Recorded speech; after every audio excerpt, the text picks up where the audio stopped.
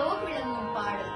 கையில் பலகார நிலை ஏந்தியவரும் சிவனின் மகனும் சிவபெருமானின் தேரட்சியை முறித்த வல்லமை கொண்டவரும் தன் தம்பி முருகன் வள்ளியை மணக்க காட்டு யானையாக வந்து உதவியவருமான விநாயக பெருமானே, உன்னை மலர் தூய வணங்குகிறேன் என்பதை இப்பாடலின் பொருளாகும்.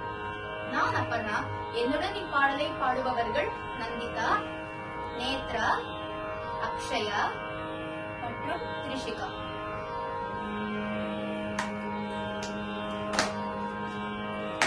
கைத்தல நீரை கனி அப்பமோடு அவள் பொறி